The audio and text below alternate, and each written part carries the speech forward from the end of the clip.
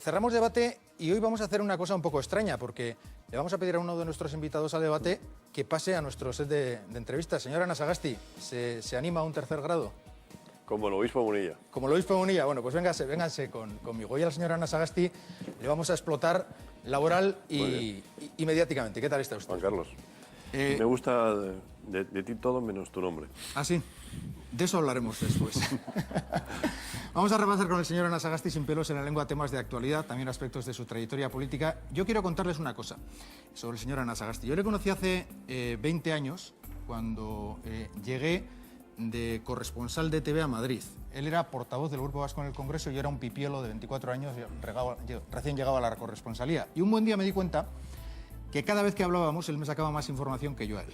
Y entonces ya ese día dije, este señor, el señor Ana Sagasti, tiene mucho peligro. ¿Tiene usted mucho peligro? A veces, a veces. A veces. ¿Nos sentamos y lo hablamos? Sí. Venga, vamos allá.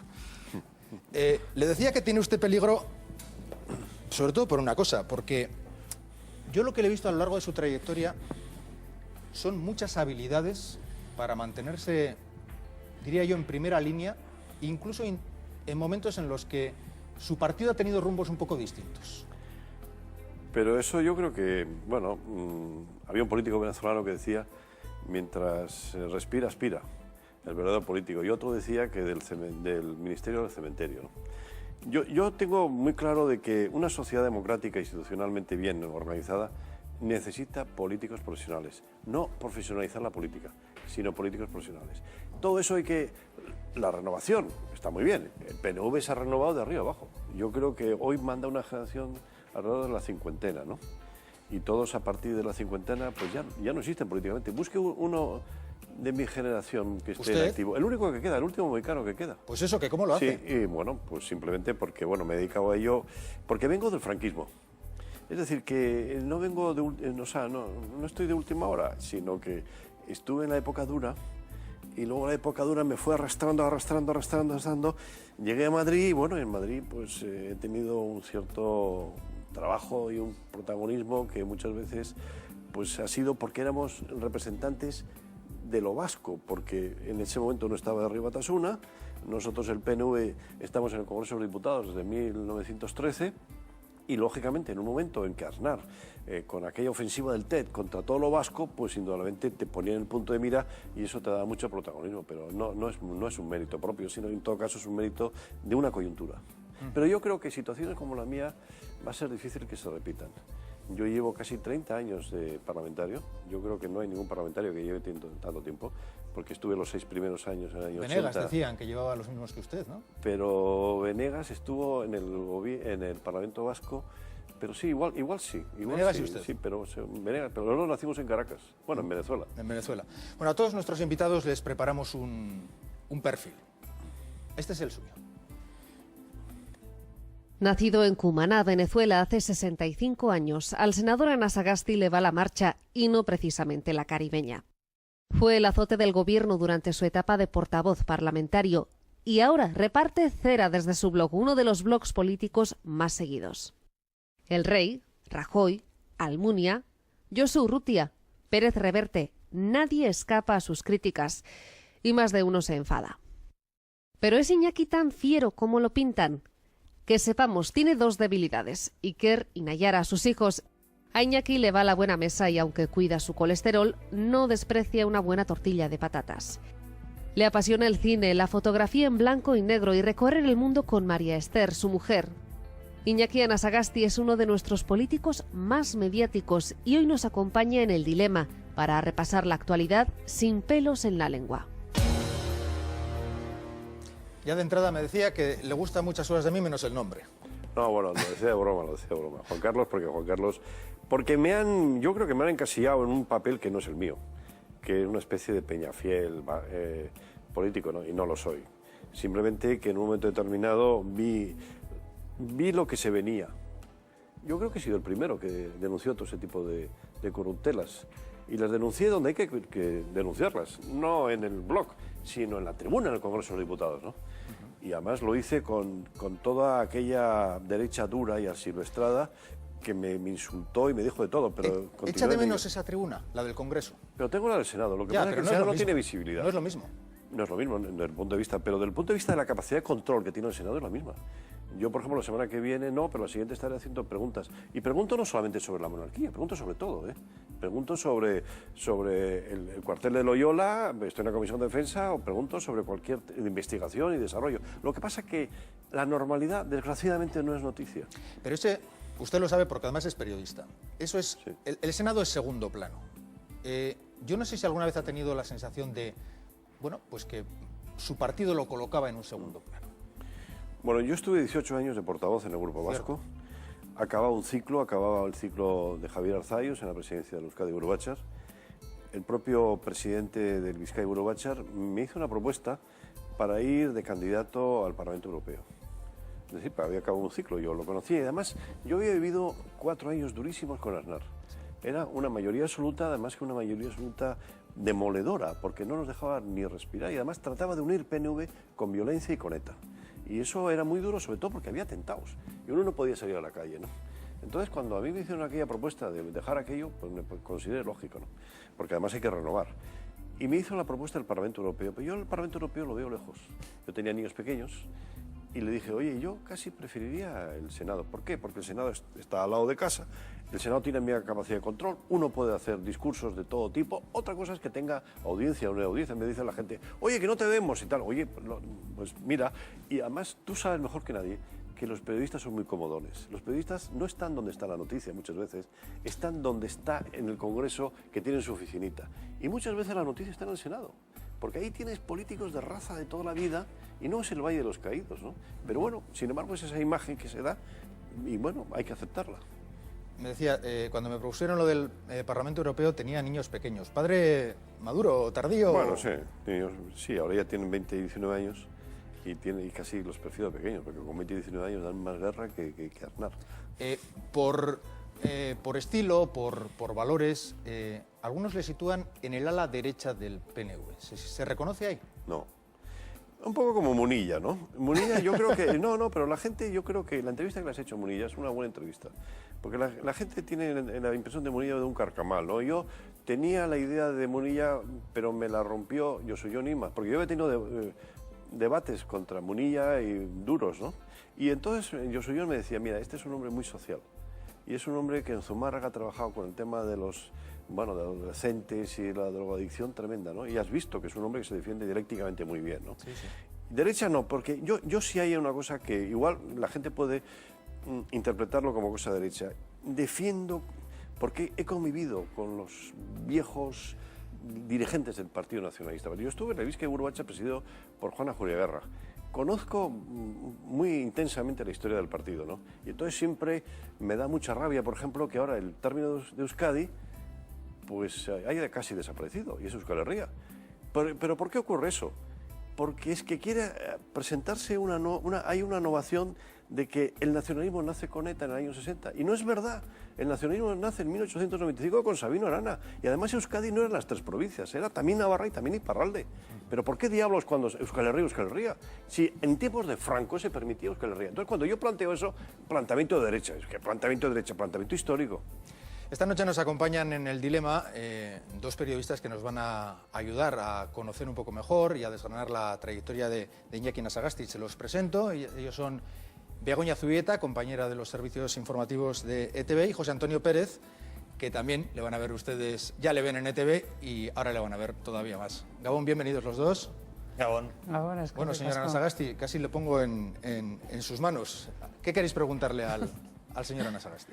Yo dejo que Begoña pregunte primero. Pues lo primero, que le veo estupendo, señor Anasagasti, con un estilazo tremendo y seguramente dispuesto a empezar este curso político con el pie derecho, con el pie izquierdo. Con los dos.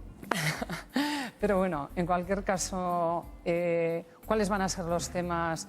¿Este curso político va a ser igual, parecido a los demás? ¿Estamos ante un cambio de algo diferente a otras legislaturas, quizá? Bueno, nosotros empezamos la semana que viene ya la actividad política, ¿no? Y empezamos con temas, por ejemplo, la ley de cámaras.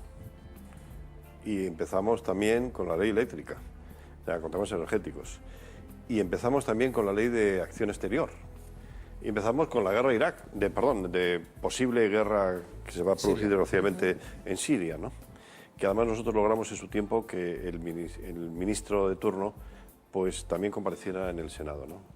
Yo creo que hay muchos temas, ¿no? Hay muchos temas, pero hay un tema fundamental, que es el tema Bárcenas. Y sobre todo hay un tema importantísimo que es si un presidente de gobierno puede mentir en una cámara y que no pase absolutamente nada. Y no va a pasar nada. Yo a mis compañeros les decía, no va a pasar nada. ¿Por qué? No pasó nada el 23F, no pasó nada con el GAL, no pasó nada cuando el rey cayó ahí en Botswana, se rompió la cadena. En España no pasa nada, porque tenemos una sociedad muy blanda y una sociedad sin principios. Y entonces, desgraciadamente, el parlamentarismo es un parlamentarismo cuando hay una mayoría absoluta, donde no hay posibilidad de controlar el gobierno. Es muy difícil controlar el gobierno y trataremos de romper esas inercias. Iñaki Anasagasti se cree que los discos duros del ordenador de Bárcenas se han borrado sin querer. Como no me creí nunca que Nixon dijo la verdad, y la prueba está en que tuvo que dimitir, pero aquí no. Fíjate lo que le ocurrió a Clinton, ¿no? Clinton con un tema personal, y sin embargo estuvo casi a punto de perder la presidencia, porque en Estados Unidos lo que no se permite es que se mienta. ¿Y cree que el PP y Rajoy han mentido? Por supuesto que sí. ¿Por qué nos han impedido durante años que el profesional político estuviera mejor pagado? Porque la profesión política está muy mal pagada. Un presidente de gobierno gana 4 perras. Y a mí me encantaría que ganara mucho, sobre todo para evitar tentaciones y sobre todo para dignificar una profesión, ¿no? Pero nos han impedido porque tenían sobresueldos, la cúpula. Eso no lo tenían los del PP, los llanitos. ¿Y solo los del PP tenían sobresueldos? ¿En el PNV no han En el tenían PNV nos pasan el impuesto sabiniano, revolucionario, un 8%. No solamente no nos dan sobresueldo, ni cosas parecidas. Ya, pero usted me habla de la caja. Nosotros hemos pagado, y además es normal. Un partido político lo que le rompen son las campañas electorales. Y si las televisiones públicas funcionaran de otra manera, las campañas electorales serían mucho más baratas que lo que son ahora. Me toca. No, lo primero quiero aclarar que yo no soy periodista. Me has presentado como periodista. Mal presentado, entonces. Mal. Empezamos mal. Empezamos mal, vamos a acabar peor. No, pero bueno, me lo has puesto en bandeja una pregunta muy fácil. ¿Cómo se imagina usted en Anasagasti y las televisiones públicas? En concreto esto, ¿usted qué haría con ETV? Las televisiones públicas debían de seguir más de cerca no solamente la espuma de la noticia, sino una tramitación legal que importa muchísimo y que tiene muchos momentos. Tienes de la ponencia, la comisión, la capacidad de control del gobierno. No, yo creo que la gente ve la política de forma muy epidérmica, como espectáculo. Y yo creo que una televisión pública debe tener, lógicamente, dar espectáculo, pero debe ser mucho más profesional desde el punto de vista, cuando hay un proyecto de ley, cuando hay intereses contrapuestos, tiene que dar a conocer esos intereses contrapuestos y por qué, y cómo se defienden. Y a un elegido democráticamente, yo he sido elegido con voto directo, ¿eh? Un senador, cuando hablan listas abiertas, es que listas abiertas existen. El Senado tiene listas abiertas. Yo tengo 250.000 votos detrás mío. Es decir, 250.000 personas que han votado por el porque, hombre, represento al PNV, que deberían saber qué hago yo. Por eso es un sucedáneo el tener un blog. Pero me gustaría que la televisión pública siguiera mejor los debates y que no solamente se quedara en lo que es el espectáculo. Yo le decía antes, le sacaba el tema de la monarquía, hacía el chiste con el nombre de Juan Carlos. ¿Qué sensación tiene ahora que, bueno, pues poco más o menos que todo el mundo está en la misma línea de dar caña a la monarquía y en concreto al rey? Pues en primer lugar que hemos vivido una gran mentira, una gran hipocresía durante muchísimos años. Yo personalmente, a mí cuando me dice María Antonia Iglesias públicamente, dice, ¿tú has ido a cantidad de cenas en el Palacio Real? Pues claro que sí. Pero indudablemente llegó un momento con la guerra de Irak que la calle ardía y el rey tiene asignado por Constitución, en el artículo 63, que el rey, previa discusión en las Cortes Generales, declara la guerra y hace la paz. Y además es jefe de las Fuerzas Armadas. Y Aznar nos impedía discutir ese tipo de cosas con su mayoría absoluta en el Congreso. Entonces, ¿este señor para qué sirve?, dije yo. ¿Este señor sirve para qué? ¿Para dar la mano? Y luego, cuando te vas enterando de cosas privadas, pues el tema de Corina, pero anteriormente aquella anticuaria de mallorquina, la Marta Gallá, la Bárbara Rey, las amantes, el irrespeto a la reina, porque no se habla del respeto a una señora que está casada públicamente. Bueno, y luego el tema de los negocios. Cuando se decía, es que la monarquía española es la más barata. Mentira. Porque resulta que todos los gastos están salpimentados en los ministerios. Luego, cuando te decían que era la institución más valorada, Claro que era la más valorada porque es que no se abría la ventana de la información, porque no había información sobre lo que hacían. Y entonces, pues todo ese tipo de cosas las denuncié públicamente, me pidieron un libro, lo escribí, la editorial lo mandó a la Zarzuela, y lógicamente la Zarzuela dijo, bueno, pues esto es una barbaridad y tal. Lo editó Javier Ortiz, tuvo un cierto éxito, pero luego el tiempo, desgraciadamente, me ha dado la razón, porque fíjate, en este señor, ¿dónde está ahora el rey? ¿Dónde está? Con Corina. Está con Corina, que me parece muy bien que esté con Corina, pero ¿y dónde está la reina? Pues en Maribel. ¿Pero tú crees que eso es serio cuando te presentan a la familia ideal, ejemplar, y además que la monarquía tiene que ser útil y ejemplar? ¿Útil para qué? Ha ido a Marruecos en un viaje y fíjate que follón ha montado con el pederasta, el señor este. Y no ha habido ninguna crítica, pero resulta que ha habido 60 familias de niños que querían adoptar niños en Marruecos y que no le han dejado. Y sin embargo logran un indulto para 47 delincuentes y uno de ellos pederasta. Pero bueno, ¿pero qué es esto? Begoña. Estamos asistiendo además a un relevo generacional en Europa de las monarquías. Curiosamente, la más asentada, la británica, es la que menos mueve la ficha. Pero, señora Ana Sagasti, ¿qué pasaría en España si de repente este señor dejara el bastón, se retira con Corina o con quien sea y de repente nos tenemos que plantear relevo generacional? ¿Podría no darse? Bueno, yo creo que Juan Carlos quiere morir con las botas puestas, es decir, después de un reinado de 30 y pico años, no quiere quedar con el estigma del tema del elefante famoso y todo ese tipo de cosas. Lo malo está en que, desgraciadamente, el Partido Popular y el Partido Socialista son lo mismo. A mí lo que me duele es el Partido Socialista, no el Partido Popular. Para el Partido Popular, que sea monárquico, me parece que está dentro de la lógica de lo que es la derecha. Pero que el Partido Socialista, con tantos muertos republicanos, no reivindique por lo menos ejemplaridad y que haya un tipo... Por ejemplo, en el año 78, porque había una presión militar, no se puso a consideración del ciudadano si teníamos que vivir en un régimen republicano o en un régimen monárquico, monarquía parlamentaria. Pues yo creo que si en el momento en que el señor Juan Carlos tenga que abdicar por razones de edad, porque no está para muchos trotes, pues indudablemente que se sometiera a referéndum la posibilidad de que este señor Felipe de Borbón sea o no el jefe del Estado. ¿Pero por qué tiene que ser el hijo de su padre el jefe del Estado? Y te dicen, no, es que puede venir Aznar. Bueno, pues si viene Aznar, desgraciadamente, pero los 4 años a Aznar se le quitaría. Y puede venir del Bosque, o puede venir un viejito como Napolitano en Italia, y puede ser una maravilla, ¿no? Bueno, me va a tocar pedirte respuestas más breves, porque hay un montón de cosas que tenemos que abordar y si no nos va a dar tiempo. José Mira, Antonio. es muy directa. ¿Para cuándo calcula, señora Ana Sagasti, que acabará la transición española, más o menos? Yo creo que la transición española acabó con el 23F. ¿Acabó ahí? Sí. Y entonces la monarquía, por ejemplo, es una nueva fase tras la transición. Lo digo porque se habla de la cultura de la transición ahora. Usted ha dicho que el PSOE y PP son lo mismo. Alguien diría que también el PNV, CIU, como un gran bloque de... La transición fue un camelo. El propio Munilla lo ha dicho, ¿no? Sí. El rey estuvo involucrado en el 23F. Cuando no olvidemos que Armada lo impuso él como segundo jefe del Estado Mayor. Y por tanto, pero de esas cosas no se hablan, y no se puede hablar, con el tiempo se hablará, ¿no? Pero yo creo que ahí acabó, porque acabó el camelo y entonces consolidaron un jefe del Estado basado en la mentira y en la hipocresía. ¿Qué dijo Iñaki Ana Sagasti del Valle de los Caídos para que la Asociación en Defensa del Valle de los Caídos le pusiese una querella? Sí, sí, y además, pero en verano he tenido la curiosidad de ir al Valle de los Caídos. ¿Ha estado Y me he en el Valle de encontrado los además Caídos? al día siguiente con el que me puso la querella, ¿no? Pero el Supremo lo... ¿Y estaba lo allí, en el sobreseí. Valle de los Caídos? Estaba allí. Pero claro, ese tipo de personajes, yo me he encontrado mucho ese tipo de personajes en Madrid, que te ponen a parir, pero cuando tú te enfrentas a ellos, resulta que reculan. ¿Y qué dijo? Porque igual hay gente que no sabe lo que dijo. Bueno, yo dije en un debate parlamentario, recordé la película El puente sobre el río Kwai. No sé ¿La si que la has vuela en visto, el ¿no? puente? Vuela en el puente al final, ¿no? El coronel Boyi y se da cuenta de lo que había hecho. Había construido aquel puente para que pasaran los japoneses, ¿no? Ya. Y entonces dije, bueno, caramba, si esto no va a ser un parque temático dedicado a la paz, pues oye, mejor que lo vuelen. Pero ese era un planteamiento dialécticamente parlamentario, pero entonces me empezó a dar una querella. ¿Y qué pasó con la querella? No, que el Supremo lo sobreseyó diciendo que, bueno, pues era dentro del ámbito político, se pueden expresar ese tipo de cosas. ¿Y has estado en el Valle de los Caídos? Estuve, sí, hace un mes estuve allí. ¿Te gustó?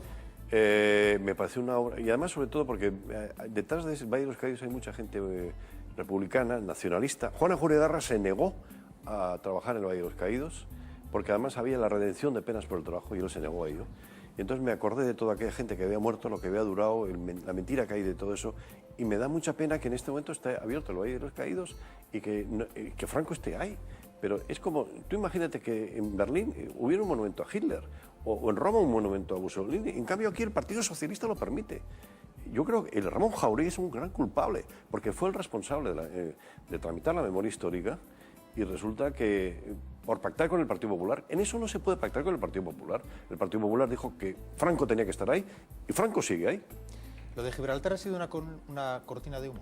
Bueno, yo creo que lo de Gibraltar es lo de siempre. En la época de Franco se decía que España limitaba al sur con una vergüenza, y entonces García Margallo, el primer día que va al Parlamento Europeo, le dice a los diputados del socialista Gibraltar español. Y entonces sabemos, en primer lugar, que el Tratado de Utrecht es el Tratado de Utrecht, pero lo que ha dicho Cameron yo creo que es muy importante. Es más importante el derecho de autodeterminación de las personas que no los derechos de los territorios. Eso lo ha dicho Cameron, no lo ha dicho un pájaro por ahí, lo ha dicho Cameron. Y entonces Margallo están ahora los pescadores de Gibraltar. Oye, España tiene 5.000 y pico kilómetros de costa y tienen que pescar allí. Allí tienen que pescar. ¿Pero por qué? Porque los caladeros están protegidos allí, ¿no? Entonces yo creo que todo eso es un gran montaje que vas a ver como el mes de septiembre todo el Gibraltar va a ir decayendo y se va a olvidar para octubre. Tipo perejil. Seguramente. Yo creo que es una cortina de humo eso.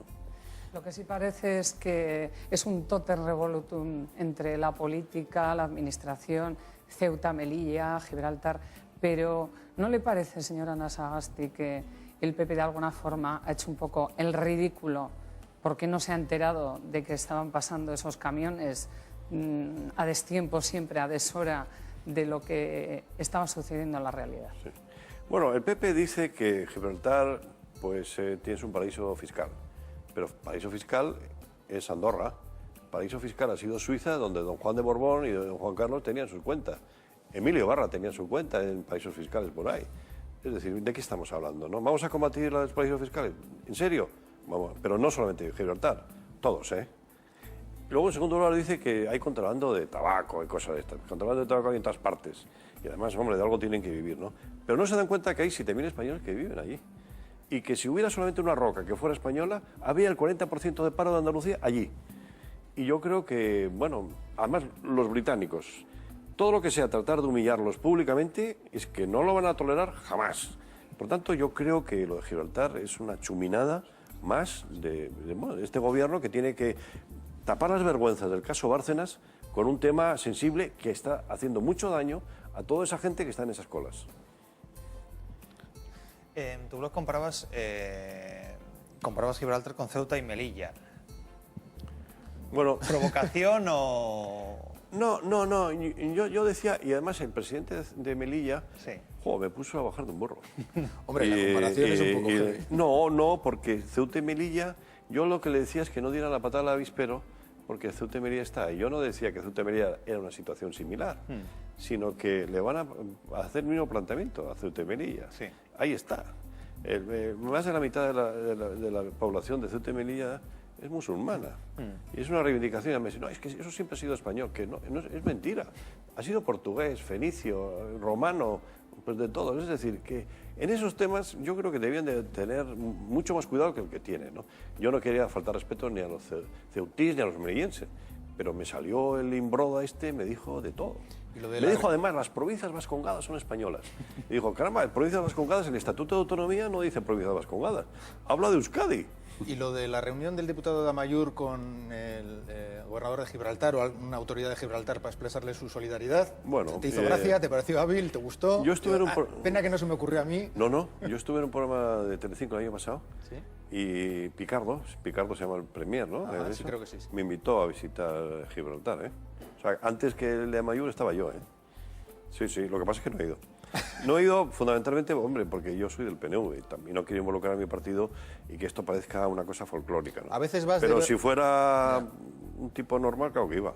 Ahora que dices eso de tu partido, a veces da la sensación de que vas un poco por libre. No. ¿Has tenido toques? No.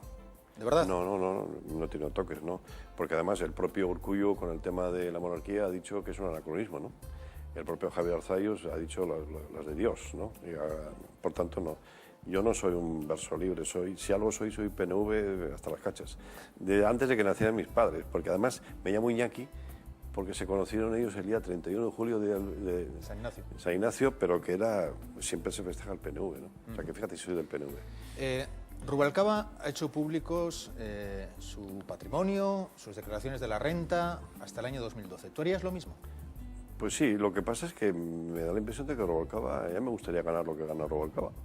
Porque nosotros los parlamentarios ganamos, porque él tendrá en este momento el plus de portavoz y de presidente del grupo y tendrá alguna prebenda del propio partido, ¿no? Pues Iñaki, perdona, en 2011, según la declaración de Rubalcaba, 47.000 euros netos.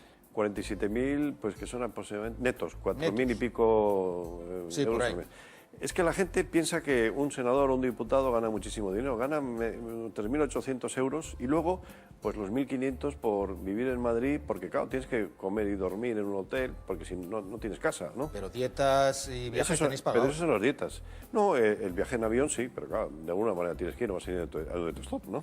Pero no, pero yo creo que ahí hay mucha leyenda en eso. Y yo, fíjate que te voy a contar una cosa, y además Begoña también conoce y tú conoces, la figura de Enrique Curiel. Enrique Curiel era un parlamentario, era un diputado, y luego un senador, era el coordinador del Grupo Socialista. Bueno, pues su partido no le puso en las listas. Él vivía con 700 euros como profesor asistente en la Complutense y no podía atender su cáncer. Es decir, así como hay mangantes, como Bárcenas, yo a Bárcenas lo tengo en mi propia comisión, pero hay gente como Curiel y hay mucha gente normal que trabaja muchísimo y que no tiene el reconocimiento público que debía tener. José Antonio. Has dicho que sí lo haría público, entonces ¿por qué no hacerlo público? ¿Perdona? Que ha dicho que sí haría público su sueldo ante la No, pregunta está de público. Tú métete en la web del Senado y ahí lo tienes todo. ¿El sueldo o todo su patrimonio? Todo. El patrimonio, la casa, la no sé qué y todo. ¿Dónde pondría usted el límite a la transparencia? Hombre, que te digan tu casa, si tienes dos casas, decir la dirección de tu casa. Porque sobre todo en la época anterior, o si la gente te quiere hacer una faena, pues eso se hace hoy, te involucra a todos. incluye Es decir, tú tienes que saber que yo tengo una casa o una casa y media o tengo una segunda vivienda, pero no decir dónde. No, yo creo que eso debía haber una cierta discreción en eso. ¿Hablamos de fútbol? De fútbol hablamos. ¿Te alegras por la Real? Bueno, mira, yo viví 5 años en Donosti, en la calle Prín. Conozco mi aitona, que era de la calle Campanario, mi ama, que nació en Motrico. O sea, la mala leche que tengo es guipuzcoana. Pero mi aitona era del Atleti. Porque aquí hay mucho... Ahora no, pero había un sentimiento, sobre todo en las familias nacionalistas, de que el Atleti era lo representativo, no la Real Sociedad, que fíjate, se llama Real Sociedad. Otra cosa es la situación actual. Y yo creo que la Real Sociedad está, bueno, tiene un mérito tremendo, ¿no? Y lo que está haciendo me encanta y bueno, me da envidia. En el blog de Iñaki Anasagasti yo he leído que si Bielsa se iba, Urrutia se tenía que ir con él. Bueno, porque pues no Urrutia, Bielsa se ha ido, Urrutia no, Iñaki. Sí, pues oye, pues son las cosas. Pero es que no me gusta, a mí no me gusta el tono autoritario de la gente. Y cuando a la gente se le trata de usted, públicamente, porque igual se pasó Bielsa con el tema de la jardinería y todo aquello, exceso de celo que tuvo, pero el trato que recibió públicamente no me gustó nada. Y un presidente del Atleti no puede defender a la empresa constructora y tratarle de usted al entrenador. Lo siento mucho, eso no es un presidente del Atleti, para mí, que además soy socio del Atleti y tengo todo mi derecho a opinar. Lo que pasa es que me han dicho, es que tú eres del PNV, entonces involucras al PNV. No, hombre, el PNV no se mete en eso. El PNV se metería en todo caso, como se metió en el año 77, cuando no se ponía la icorriña.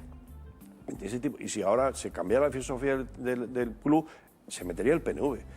Pero sobre quién tiene que ser el entrenador o no, pues ya sería el colmo que se metiera el PNV. A mí me da curiosidad saber el asiento que va a tener en San Mamés Barría.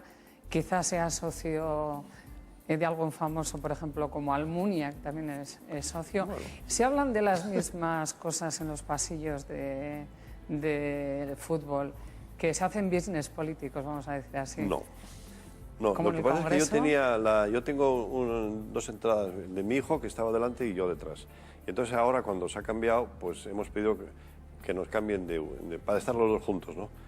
Y el sitio que nos han puesto no me gusta mucho, ¿no? Pero yo no creo que es castigo, sino que además parece que un premio Nobel ha participado en la organización de eso. Y lo de Almunia, ¿sabes lo que yo siento? Muchas veces se le dan premios a gente que no lo merece. La Cámara de Comercio de Bilbao no tenía que haberle hecho a Almunia, porque es la responsable, pues hijo ilustre o hijo de no sé qué de Bilbao. Tiene que estar. ¿Pero por qué? ¿Pero qué ha hecho Almunia por...? Eso me recuerda a un chiste que solía contar Joseba Zubía, que contaba unos chistes bastante malos, que cuando murió Kennedy se encontró en la calle con Pantaleón, que era un tipo de Algorta y tal, y le preguntó, oye, ¿ya sabe lo que ha pasado? Y yo, pues no, que le han matado a Kennedy. Y el tío dice, Kennedy, que se joda, ¿qué había hecho ese por Algorta? No, eso es una exageración, ¿no? Pero ¿qué ha hecho Almunia por Bilbao? Ahora mismo se ha perdido un contrato, ¿eh? La Naval ha perdido un contrato de 100 millones. ¿Y quién es el responsable? Almunia. ¿Por qué? Porque ha defendido más a Corea que a Europa, y estamos en Europa. Y sin embargo no pasa nada. Pero tenemos una especie de devoción a Almunia, comisario político. Pero oye, pregunta un poco, ¿quién es Almunia? Nació en Bilbao, es del Atleti, pero ¿qué ha hecho por Bilbao? No ha hecho nada. Como Kennedy, no ha hecho nada. Creo que tienes más afecto por otro también bilbaíno, por Iñaki Azcuna. Quería preguntarte si sabes qué tal está. Sí, bueno, sé, porque hoy hemos tenido una comida con la presidenta del Bizkaia Urbacha, Itxaso, y nos ha contado que tiene muchas ganas, que hubo un pequeño equívoco, que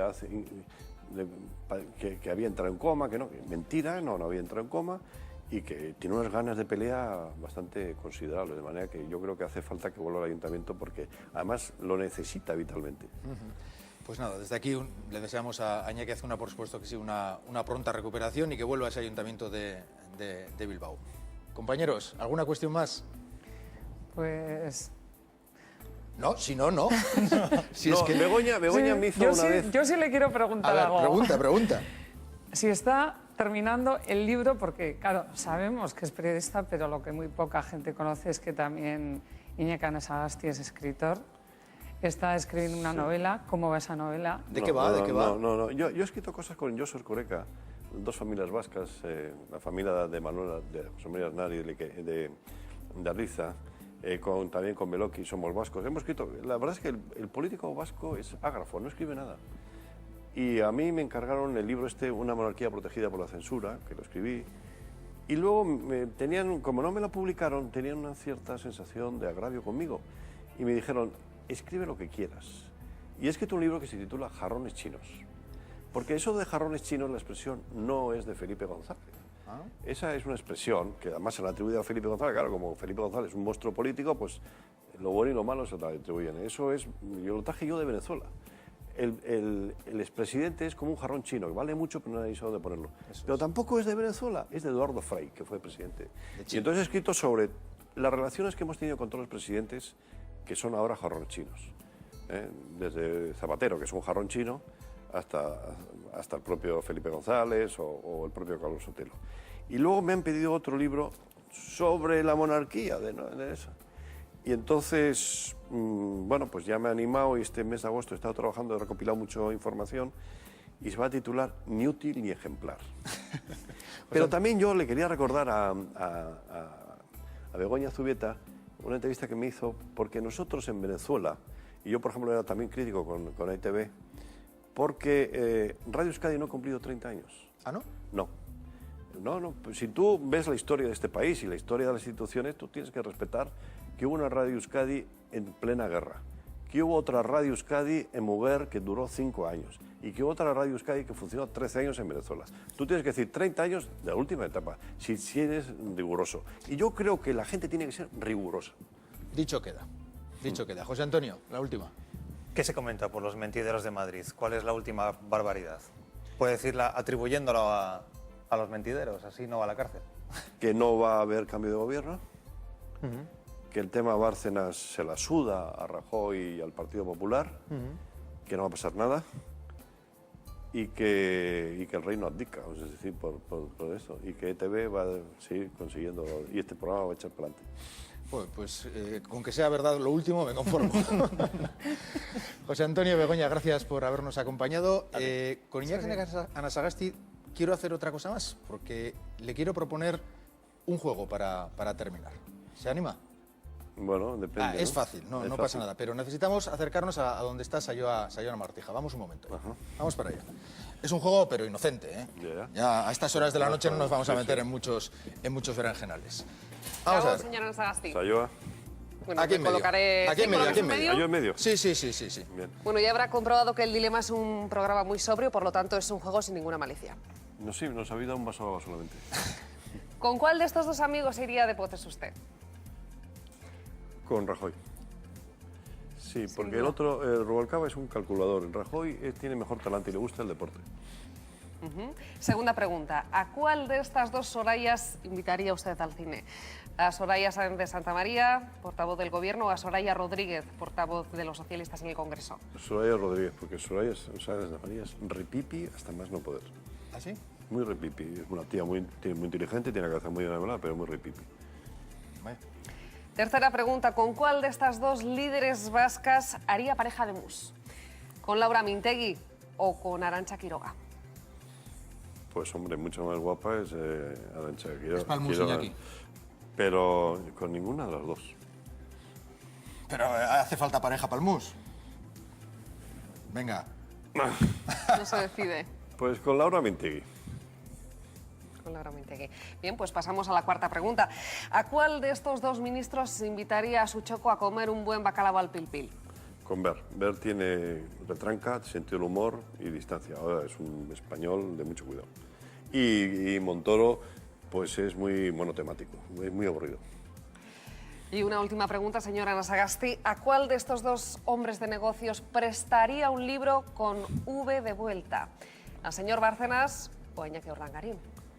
Pues el libro que escribí, Una monarquía protegida por la censura, se la prestaría a los dos. Pero Iñaki Urdangarín, yo le debo algo a Iñaki Urdangarín. Que Iñaki Urdangarín, mis aitas me pusieron Iñaki Mirena, de nombre, y el ABC, sobre todo, siempre me llamaba Ignacio.